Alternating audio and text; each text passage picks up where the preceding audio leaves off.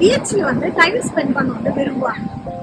ஏன்னா ஃபேமிலியில் உள்ள ப்ராப்ளம்ஸ்ல இருந்தும், தங்களுடைய இண்டிவிஜுவலாയിട്ടുള്ള டென்ஷன்ஸ்ல இருந்தும், வேலையில் உள்ள பிரச்சனையில எல்லாம் கொஞ்சம் நிறைய எஸ்கேப் ஆகுறதுக்கு, தங்களுடைய மைண்ட் ரிலாக்ஸ் ஆகுறதுக்கு, அவங்க பீஸ்ஃபுல்லான இடத்துல கொஞ்ச நேரம் இருப்பதற்காக அவங்க பீச்சை தெரிந்து கொள்வாங்க.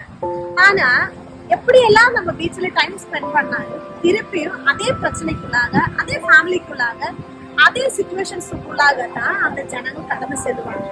தேவனுடைய வார்த்தை இப்படி சொல்லுகிறது. மத்தேயு எழுதின சுவிசேஷம் 11வது அதிகாரம் 28வது வசனம், வருத்தப்பட்டு பாரம் சுமக்கிறவர்களே, நீங்கள் எல்லாரும் என்னிடத்தில் வாருங்கள், நான் உங்களுக்கு இளைப்பாறுதலை தருவேன்.